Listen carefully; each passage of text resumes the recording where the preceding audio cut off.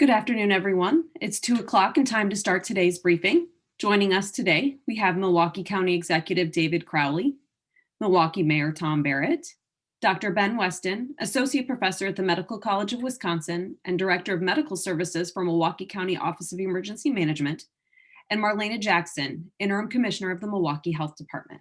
County Executive Crowley, you're up first. Thank you so much, Sydney. I want to start today by discussing one of the many negative impacts of the pandemic that we continue to struggle with, and that's mental health. Last year was one of the most challenging years that our community has faced, with the stress of this pandemic, a summer of racial reckoning, and continued political turmoil. And on top of that, we saw increases in homicides, suicides, drug overdoses, and more. And unfortunately, in these areas, 2021 is not off to a great start.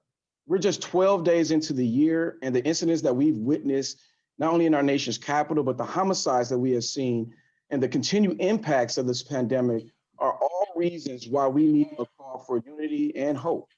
And when it comes down to mental health, hope starts with each one of us, all of us. So let's take the time to focus on self-care. And this could look like a walk outside in a Milwaukee County park, a call to a loved one, or a time for a quiet reflection. And this is important, to take time to check in with your loved ones, your family, your friends, your coworkers, and just ask them, how are you doing? And it's important to remember that we all have the power to lift up those around us. And truly, we're all in this together. So a simple text, a phone call, or message to remind people that they're not in this alone can make an incredible difference, and it could even possibly save a life. So if you or someone that you know needs help, you can take action. You can call the Behavioral Health Department crisis number at 414-257-7222. Again, that number is 414-257-7222. You can contact your minister or your spiritual leader or someone else in your faith community, but reach out to a family, a friend, or a loved one. And many employers also offer employer assistance programs that provide free or discounted counseling services. So please consider taking advantage of those programs. And through unity, hope, and action, we can and we will achieve the safe and healthy 2021 that we're all hoping for. And so switching gears, as we continue to working on to provide the public with the information that they need during this pandemic, I want to thank everyone who submitted questions about the COVID-19 webpage, the mayor's Facebook page. And so receiving this input really helps us make sure that we're focused on the topics that are meaningful for all of our residents here in Milwaukee County. And so Dr. Weston and Commissioner Jackson, they will be answering many of these questions in the upcoming minutes. And so with that, I'd like to turn it over to Mayor Barrett. Well, thank you very much, Mr. County Executive. And as usual, we love having this partnership with the county. Yesterday, I had the honor, and I mean that, the honor to join members of the Milwaukee Health Department in touring the Wisconsin Center in preparation for opening day for vaccination distribution to Group 1A recipients, which includes city frontline health workers and other emergency responders at risk of getting COVID-19. And I want to stress that as of right now, I want to be clear that the vaccination site is currently available to those individuals. It is not open to the public right now. It is our intent as quickly as we can to open it to the public. But I think people understand that those individuals who are literally on the front line, our public health workers, our emergency medical responders, who on a daily basis are responding to calls, are the ones that should be receiving this vaccination first. But we're very, very confident that as we move through this 1A group, when we get to the next group, that we're going to be able to, at some point, hopefully sooner rather than later, get to the public, particularly those who are most vulnerable. But as of right now, the work that's being done at the Wisconsin Center is for those individuals who are in the 1A group. So what we're doing is we're distributing the Pfizer vaccination. Last week, we received 100, which we were able to stretch to 120. That went out last Thursday and Friday. Beginning yesterday, we received the 800 allocation that we've got for this week. And we're hoping that that will reach approximately 880 to 900 individuals this week. So in preparation for next week, we have already placed our order with the state for 3,000. So we're going from 100 to 800 to 3,000, literally in the span of days. Because what we had to do is we had to get this center up and running. Following Group 1A, the Milwaukee Health Department will begin vaccinating Group 1B, and that's going to include police officers, it's going to include essential workers, it's going to include teachers. So there'll be more news on that. The state has announced yesterday, the Wisconsin Department of Health and Health Services, that police and fire personnel will be eligible for the COVID-19 vaccine beginning on Monday, which is the 18th. And that begins the first step into phase 1B for Wisconsin.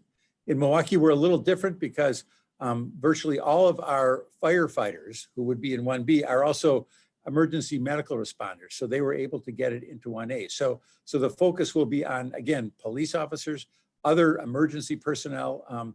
It will be also on teachers and others. Local health departments are playing a critical role in this. And I think as you see the national picture, as you see the state picture, a lot of this work is being funneled through our local health department. So we will be leading the coordination for the vaccination of personnel, as well as emergency medical services and unaffiliated healthcare providers in their jurisdictions. Just right before I entered this call, I was over at the Wisconsin Center, and I'm pleased to report that of the 250 people who signed up for today, they're expecting that they will get through basically all 250. Tomorrow, they have heavy demand as well. But they're also starting now to make some calls to some of what we call the unaffiliated. And that's going to be dental offices and places like that, that are eligible in this first category. So the goal is to get through those as well as the physical therapists, the occupational therapists. I met with the superintendent yesterday, along with Commissioner Jackson. That group also is going to include the nurses, the physical therapists, the occupational therapists in the schools, because they are, by definition, healthcare providers. And so they're eligible to get the vaccination right now as well. I also really want to applaud our Milwaukee Health Department, because as I see this, what's going on over there is they are fighting this pandemic on 3 different fronts at the same time. The first front, of course, is the testing. And Dr. Tamaro and his team have done a great job in setting up testing at the stadium, at the 2 community health centers. Now with the mobile sites, they're fighting it on that front. The second front that we're fighting it on is the contact tracing. And we've had partnerships with the library, with school nurses and others to do that contact tracing, which is the second front in this fight. We now have begun the third front, and that's the vaccination. And that is the part that's going to just mushroom out over the next few weeks and next few months, because our goal is to make sure that everyone has access to this vaccination. So I want people to appreciate all the work that's being done by our health department personnel, who are really putting in just an incredible effort right now. Back to the first front, which is the testing front, just to let you know how vibrant that is as well. Yesterday, we had 1,102 people that were tested at the stadium. We had 339 who were tested at the Northwest Health Center and 206 at the Southside Health Center. So that brings us to 1,647 on Monday, which is a healthy start to the week. We want that to continue to grow. I also want to remind everyone that testing is still available at our 3 drive-through community testing locations throughout the city, and that's free of charge. Again, American Family, the stadium, the Northwest Health Center, and the Southside Health Center. And I urge anyone who is experiencing symptoms or thinks they might have been exposed to COVID-19 to get tested. That's very, very important. Testing is one of the most valuable tools that we have. And with that, I'm going to turn it over to Dr. Weston to talk a little bit about the work that he's doing and the work that's being done at the county. Dr. Weston. Thank you, Mr. Mayor. Good afternoon. First to our numbers, we have had 89,307 confirmed cases of COVID-19 in our community and 926 individuals who died in Milwaukee County. And we do expect to be able to receive and share vaccine numbers at the county level in the next week or so as well. Our percent positivity remains at a concerning level, and especially worrisome, our testing levels remain fairly low. Without a doubt, the public attention has shifted to vaccines, and for good reason. But we must not lose sight of the importance of testing while waiting for widespread vaccination. We still have an incredibly high disease burden in our community, and we still must practice caution and vigilance, a key part of which is getting tested when we have symptoms or close contact with someone with COVID. As mentioned, we appreciate all the questions that were posed on Facebook regarding the COVID-19, and particularly regarding the vaccine. I'm encouraged that there's so much enthusiasm about the vaccine, and there were really some outstanding questions. So the first question I wanted to address is about the variation of states with respect to how the vaccine is being rolled out.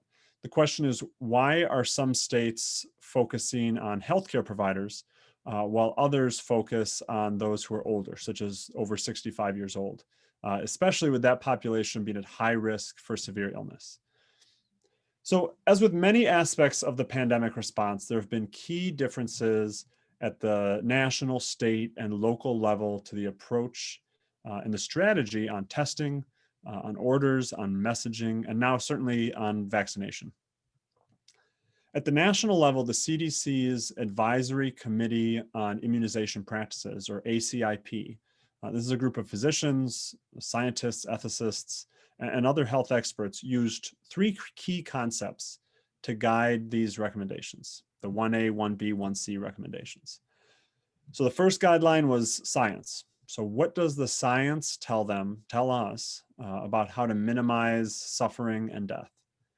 Second is implementation, especially in the early stages of the vaccination efforts. Which groups would be easiest to reach as we work through the challenges of widespread dissemination of the vaccine? And third was ethics. How can we maximize benefit to society, at the same time minimize harm and reduce health inequities? And when they consider those three categories, healthcare personnel and long-term care facilities rose to the top in their prioritization list. They said that the science showed that these were particularly high risk and vulnerable populations to severe disease. The implementation could be more streamlined as they were located in large organizations, often large facilities that could help with vaccination efforts. And ethically, they've been on the front lines and suffering certainly disproportionately from the disease. So there are certainly arguments to be made as to whether this was the right decision. And ultimately, there's certainly no perfect solution. And of course, not one that everybody could agree on. Now, once that guidance was in place at the national level, it gets disseminated to the states, and the states are able to adhere to it or to deviate. And in Wisconsin, we've largely agreed and proceeded with that guidance from the CDC, from the ACIP. And certainly other states have chosen a different route. So that's why you're seeing some variation state to state in the approach to vaccination and prioritization. A second question that was posed, and this is a question that was posed frequently on Facebook, was about unaffiliated healthcare providers. How can they get vaccinated? So depending on the question, this includes dentists, it includes private medical providers, and other clinics that are not part of a larger healthcare system, the unaffiliated healthcare providers. So these patient-facing individuals and organizations are certainly, without question, part of that 1A group and are being distributed vaccine currently. Our healthcare systems and our local public health departments have certainly heard from and been reaching out to these groups. And we're in the process to increase the proactive nature in matching those in need of vaccine in that 1A group with the appropriate vaccinators. And in fact, many of those unaffiliated healthcare providers have already been connected with vaccinators, and more are being connected each and every day. So it's important to remember that 1A is a large group of individuals, and 1B is much larger. So this will take time. The rollout will take time. But that said, the goal is always to get all vaccine received locally administered to those in need as rapidly, as safely as possible. And finally, a question from an individual with a health condition. She stated that she's immunosuppressed and wondering when would she get the vaccine? Is she part of the 1C group? How would she know? So this is a really common question, and one with an answer, frankly, still to come. Once that national guidance comes down at the state level, the SDMAC, or the State Disaster Medical Advisory Committee, they interpret that national guidance and they make state recommendations on who specifically fits into that 1A, 1B, and 1C groups for the state. That 1A group has already been determined, and 1B and 1C they're working on right now. It's expected to follow in the very near future. And we'll certainly communicate those decisions as they come from the state level. And those decisions will help to inform our logistics and our planning for how to implement large-scale vaccination efforts for these large groups of individuals. So to be sure, there's still many unknowns out there, but I would expect more information, much more information to come on all these fronts in the next 1 to probably 2 weeks. And I certainly appreciate the questions, and I'm sensitive to the theme that continues to come up of the concern with regard to the speed of vaccine distribution in the state and in Milwaukee County. So regardless of what may be happening at a national level, I can assure you that in the county, our overwhelming goal is to get vaccine into the arms of those who need it as fast and as safely as possible. We're working through the 1A group very quickly and excited to move forward in the very near future to that 1B group as well. Thank you very much. Stay safe, and I will hand it to Commissioner Jackson. Thank you, Dr. Weston. So I want to, if I can, just do a sound check. I want to make sure my internet is great. Thank you, Sydney. So first I wanted to just start with sharing just a story, real common story actually, as it relates to testing, that I think we should make sure that we acknowledge today, as we have paid so much attention to vaccines in the last few weeks. We had an individual who called the health department with a general question. She is a middle-aged individual who is an essential worker, goes to work every day, and shared that she had some symptoms. She had fatigue. She had been extremely tired the last few days and had also felt dizzy. She wanted to know if she should go and get tested, go get COVID testing. And so our health providers, our nurse practitioner, our registered nurses who are answering our phone calls, asked her some basic questions around, how long had she been feeling sick, and had she taken her temperature, a number of different basic screening questions. And one of the questions that stood out was, how long have you been feeling sick? And her answer was, I had been feeling sick for about a week. And in that time, she had gone to work. She had had interactions with not only her coworkers, but also with her family members. And so I want to make sure that everyone understands that you do not and should not wait to have a COVID-19 test.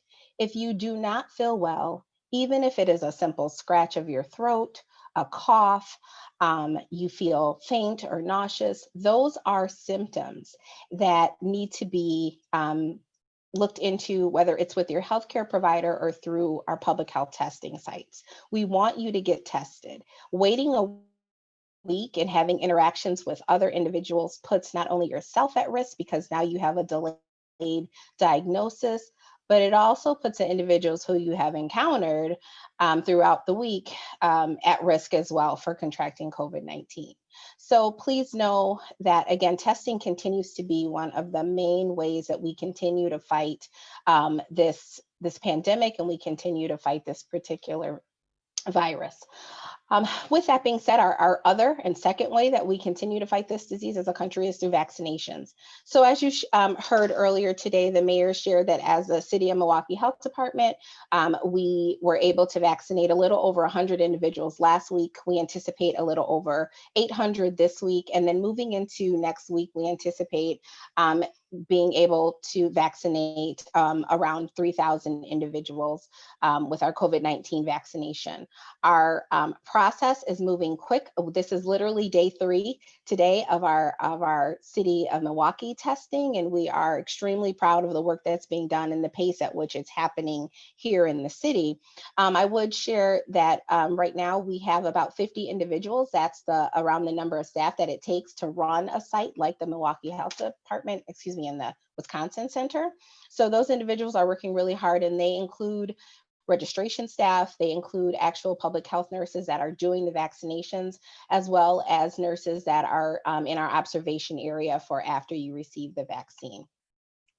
So to answer some of the questions that had come up specific to those group 1A, 1B, and 1C, just to reiterate, the city of Milwaukee right now, our health department is vaccinating group 1A, which is our healthcare workers. The long-term care facilities are being vaccinated by our state pharmacy program, which rolled out, I believe, late last week and into this week.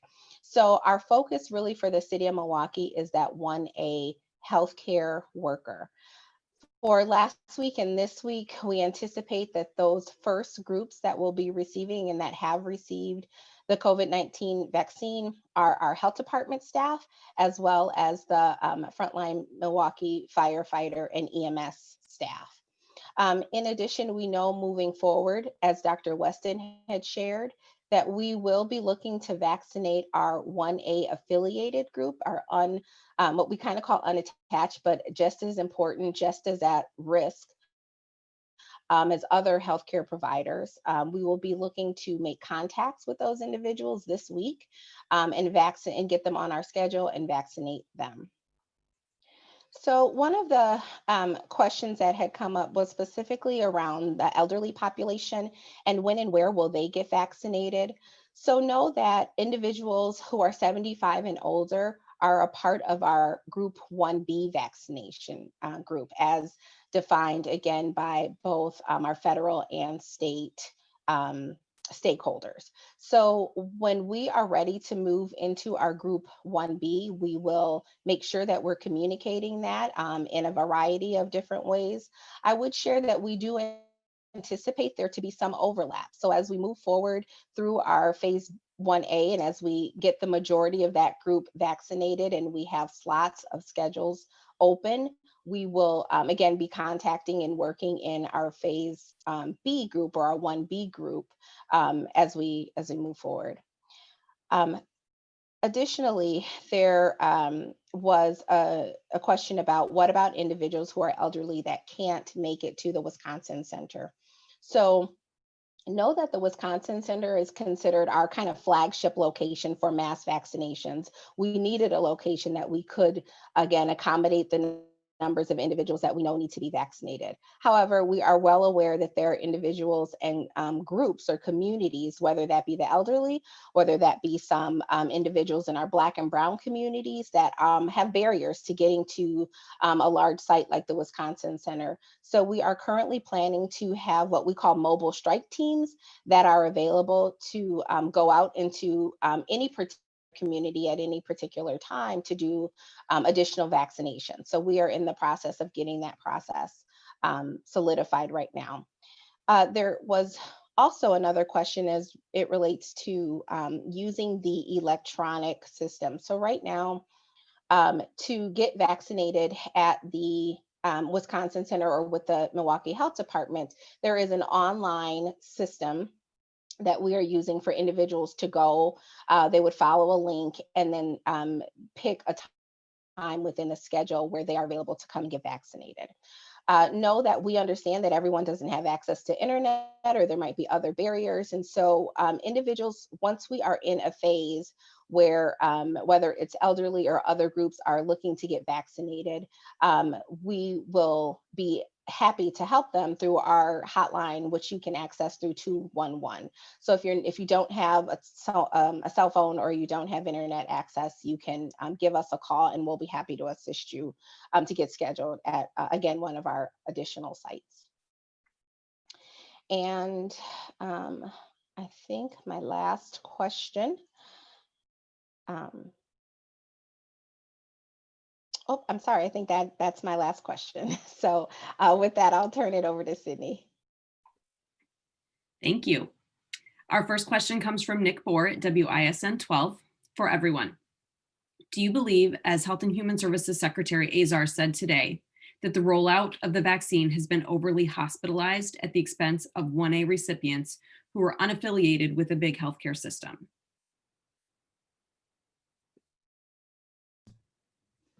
I can start on that one. So I think that I'm not sure it's been overly hospitalized. I think that when we look at the ACIP guidelines and certainly when we look at the Wisconsin SDMAC guidelines, that State Disaster Advisory Committee, I would say that when you look at the frontline healthcare personnel who are highest at risk, so emergency medicine personnel, intensive care unit personnel, those working on COVID floors, those folks are largely in hospitals. And so I think there was a good amount of logic to starting in hospitals. Now, the transition that's really important is being able to transition from hospitals to those who are not affiliated with hospitals or with healthcare in general. And I think that's a step that we're in the process of taking right now. Our healthcare systems are all vaccinating unaffiliated healthcare providers right now. Our health departments are all vaccinating unaffiliated healthcare providers, 1A healthcare providers with the vaccine that they have right now. So I think we're in the latter part of the 1A vaccination efforts, but I think that there is certainly strategy to that disbursement to the hospital. Just as importantly, though, is getting it to our local health departments who can then connect up with our EMS providers and our unaffiliated healthcare. Let me add this, not surprisingly, there is keen interest and keen demand from many, many quarters of vaccination.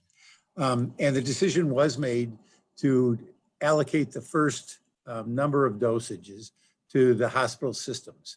And again, people can debate that. I think that there were some valid reasons to do it. I think that there are some concerns whether some frontline workers were not allowed to do it. But I think people have to also keep in mind that what has happened now in the next few weeks is that, as Dr. Weston said, we are moving to those unaffiliated individuals. And so in a perfect world, we would have received enough at the bat to cover everyone. And if this were a situation where people were waiting in the unaffiliated groups, and I'm talking about physical therapists, I'm talking about dentists, things like that. If they were waiting months, that would be a different story. As it turns out, again, this week in Milwaukee, after we're done with our health department employees who are interfacing with the public and our emergency medical individuals who are interfacing with the public, we are moving to those groups that are unaffiliated. And I think that that's an important point that people have to understand. I would also, echo the sentiments of Dr. Weston and Mayor Barrett as well. But when you look at what is happening right now, this is unprecedented. We are looking to vaccinate a whole country right now. And so we know that there's a lot of frustration out there, but we still want to ask the folks out there to still be patient with us as we continue to vaccinate 1A and actually get on with this rollout. There's a lot of frustration. We understand that, but we just all need to be patient. Our next question comes from Kent Wainscott at WISN 12. He'd like to ask a question on camera about vaccine distribution. And it is for perhaps Commissioner Jackson or Dr. Weston, with the CDC and HHS Secretary today kind of stressing the urgency of getting the vaccine, making it available to everyone 65 and older and 65 and under with comorbidities. That's group 1C here right now. Do you anticipate changing that prioritization to move that 65 and over group up higher on the list? And that's a large group. If that were to happen, do we have is our system equipped right now to handle that kind of demand? I can start on that one. So there are two recommendations that Secretary Azar made, and one was to change that kind of age grouping and prioritization, and the other one was as far as releasing more of those second doses. I think the question is more on the former as far as those age groups. So what Wisconsin has done is taken what the national guidelines are, typically from that ACIP, that CDC body, and then interpreted those and made them more specific based on that SDMAC or the state organization. I would anticipate this will go in a similar direction. The state will weigh in. They'll have their medical experts, their vaccine experts, their ethicists, their public health experts weigh in and decide what is going to work best for our state, with the end goal, of course, of getting vaccine to the people who need it as fast as possible. And so certainly, I would imagine as a county and our public health officers will look to that for guidance on how to move forward. I think as I mentioned before, I think it's hard for us all to agree on who is the most important group to get the vaccine first. I think there's been pretty well thought through guidance on how that should work, but certainly our older populations are suffering a lot, suffering emotionally, financially, and definitely health-wise from the pandemic. So they're going to be an important population to look at as well.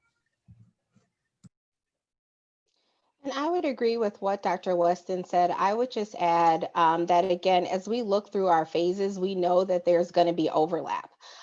We are going to open up our schedules as best we can and also look to optimize our time, whether it be at the Wisconsin Center or through our mobile strike teams to optimize the time and the staff that we have for testing. So we will do that, but we know that there will be overlap in from 1A to 1B to 1B to 1C. We also know that it has been recommended that we have what are called these kind of on-call groups. And so at the end of the day, when we know we cannot and will not waste vaccine, but we might have had some individuals who didn't show up or so forth, that we have a list of individuals that, again, could fall in any phase that we can call on to come and get vaccinated. And so we're looking at how do we best use that space and use those scheduling slots to really make sure we're getting the vaccine into as many people as possible as quickly as we can.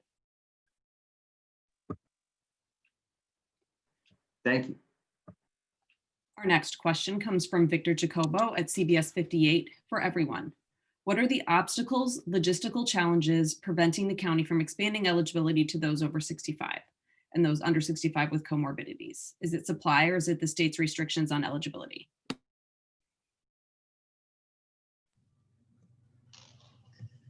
I can start. So I think that it is trying to have a unified way forward, at least as a state. I think, not to get too tangential here, but I think as the entire COVID-19 effort, one of the challenges we've seen is this fragmentation among different states, among different localities throughout the country. And so I think on the vaccination efforts, if we can agree based on those principles that I talked about before, based on science, based on the implementation and based on ethics of which groups would go first, we can ideally work together, at least as a county and hopefully as a state, in the vaccination prioritization and the rollout. And I would just add, when we talk about barriers, particularly for individuals 65 and older, it is about location, it is about mobilization. So it's important, I think, that we use our mobile teams to definitely get to the places where we need to be. Our next question comes from Sharon Bajenda at CBS 58 for Dr. Weston. Flu numbers have been minimal for almost the entire country. What are we seeing in our area and what's contributing to this? If flu is not spreading fast, why is COVID-19? So we have seen lower flu numbers this season, which is a welcome change, certainly. I would say probably the reason why we're seeing low flu, but still high rates of COVID is because of those differences between influenza and the virus that causes COVID. COVID is far more transmissible. It's a lot easier to pass COVID to somebody else. You're much more contagious when you have COVID than when you have the flu. You also get a lot sicker, and you're also more likely to die when you have COVID than when you have the flu. And so with all the precautions that people are taking, which is outstanding, the masking, the physical distancing, that is certainly lowering the rate of flu transmission. It also is lowering the rate of COVID transmission. We can only imagine the disease burden we would have in our community if we were living more of a normal life. We'd have overrun hospitals and an untenable number of deaths, certainly. And so I think the precautions that we're taking are driving down the flu numbers substantially. They're also driving down the COVID numbers, but COVID is just so much more transmissible that we still see a high disease burden.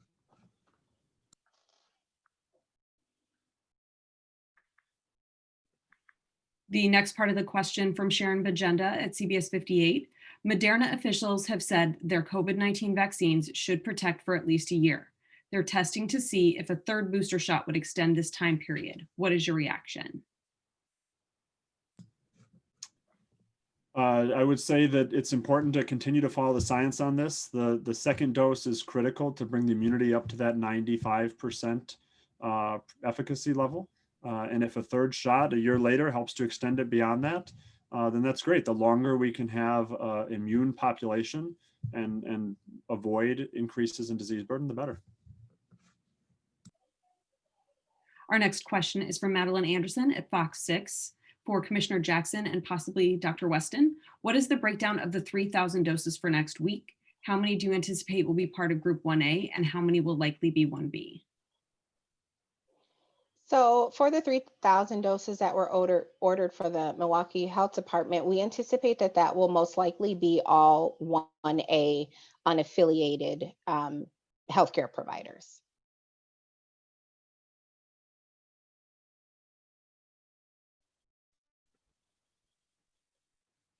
Thank you. Our next question comes from Sari Lusk at the Milwaukee Business Journal. For anyone, how do you respond to the Assembly's proposal to limit the power of local health officials to close or limit the capacity of businesses? If that provision did become law, what impact do you expect in the city and county of Milwaukee on the efforts to address the spread of COVID-19? And then for Commissioner Jackson, the current health order expires Friday. What are your plans for the next step based on current indicators? I'll jump in on the first part of this because I think it's important in this 10-month period to have a little history lesson. If you recall, when this first broke and the governor issued an order, the legislators, the Republican legislators, went directly to their very close friends in the Supreme Court and they challenged it. And they challenged it saying that the governor didn't have the authority to do this, that the authority rested with the legislature. And it was their belief, the legislative leadership's belief, that these decisions should not be one size fits all, and that local governments, local communities should be the ones that make these decisions. As a result of that, from the period in which they fought the governor till now, they have not passed any legislation whatsoever to deal with the COVID-19 crisis. Nothing has happened over the last 8 or 9 months from the legislature because, according to their argument, it was the local governments that were supposed to be handling this problem. Now, with their first significant piece of legislation, they're saying, oh, we don't want the local governments to do this either. So if they don't want the governor to do it, they don't want to do it, and they don't want the local governments to do it, then nobody's going to do it. Now, is this just a theoretical exercise? If you look again at the history of this in the state, right now, if you look at the New York Times today, that has the ranking of states, we rank approximately number 30 among the states over the last 14 days in the incident of cases. However, if you look at the entire 9-month period, tragically, Wisconsin ranks 5th on a per capita basis in the number of cases we've had. We're the 5th highest state in terms of the number of cases per capita in the country. I think a lot of that is due to the fact that we have a legislature that has been completely absent from this effort. Now, on the other hand, here in the city of Milwaukee, Commissioner Jackson and other parts of the state, you've had other local governments weigh in as well. We have made attempts to try to control this. And I think it just defies logic to say, on the one hand, that the legislators are saying, well, we don't want the state to do it, but we don't want the locals to do it. And here we are in Milwaukee. And right now, again, if you look at the last couple of weeks, our cases are below the statewide average in terms of a per capita basis of what we're doing. Am I bragging about that? No, I'm not bragging about that because I'd like us to be even lower. But we have tried, and before I was talking about the 3 different fronts that we're fighting this war on, the testing war, the tracing war, and the vaccination war. You can add this as one of the fronts as well, as we try to work with businesses, which is what we have done. We worked very closely with businesses to put together an opportunity for them to create plans so they can reopen safely. So I think that Commissioner Jackson and her team have been incredibly responsible. And I don't think it's responsible at all for the state legislature to come in and say, well, now we want to disrupt that as well. So that's a very long answer to your very short question. And I would have to agree with Mayor Barrett and have to say thank you for that history lesson to remind everybody what we went through this past year. You know, before the Assembly met in 2021, the last time the Assembly met was in March, and I was actually a part of that Assembly session when they passed that COVID-19 bill. And so, you know, it's mind-boggling to say that the state doesn't have the authority to set in certain standards or reduce some restrictions, and then to turn around and say that now local officials do not have the ability to do that. The question I would have is who's going to act if you're not going to give local municipalities the ability to invest, the ability to be on the front lines of this pandemic? And that's a problem.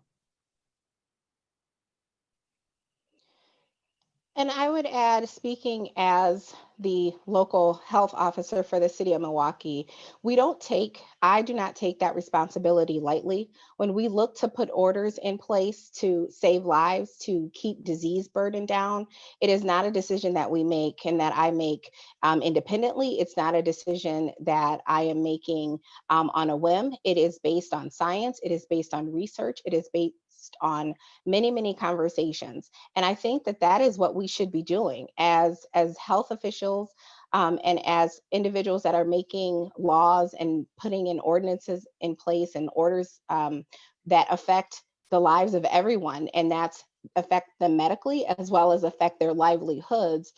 It should be thought of and it should be done in a way that we are having really good, meaningful conversations, which I think the health department has done. And then to answer the second question around the current order, which is 4.3. So that is correct. Order 4.3 expires on this coming Friday, and we will move back to order 4.2. We will watch our current positivity rates as well as our other gating criteria over the next incubation period, which is 2 weeks, to see how our holiday break has impacted our overall numbers. And we would anticipate that if there is a change needed or an update needed to the order, that would come at the soonest around the end of the month. It looks like we have just one question in chat. If there are any other questions, please feel free to put them into the chat. From Tom Durian at TMJ4, just a quick follow-up on the vaccine questions. Is there any sort of a timeline for how quickly the 65 and older crowd could start getting the vaccine? Are we talking days or weeks? So I don't think that there is an exact time frame. We are getting through individuals in every single phase as soon as we can. I think it's really difficult to say, you know, February 1st or, you know, January 20th is going to be that exact day. What we know is that, again, it's going to overlap. And when we can reach individuals and say, hey, come in for a shot, that individual might be 65 or older, they might be 75 or older, they might be in a particular unaffiliated group. But this process is fluid, which means there are changes that are happening. And this is a perfect example, this new guideline that's come out, or this new guidance. So we know that the process is fluid, and the goal, though, I think we have to remember, is to get a large number of individuals vaccinated. So we'll follow the guidance that's set out by our federal and our state officials, but we know that the ultimate goal is to get as many people vaccinated as possible, as fast as we can. So we'll work to make that happen. And my answer to that question is fast as we can, as fast as humanly possible, going through the guidance that we've gotten from the state and the federal government. One additional question in chat for Commissioner Jackson. What are the main differences between Order 4.3 and 4.2?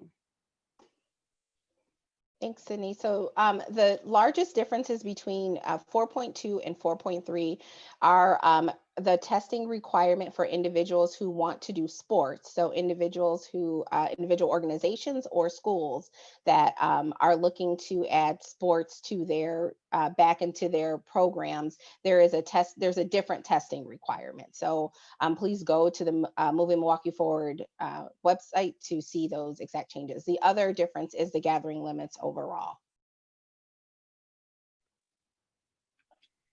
Thank you. Last call for questions from the media. All right. Thanks everyone for joining us today. That concludes our briefing. We will be back here again on Thursday. Thank you. Thanks, everyone. Thanks, everybody. Thank you.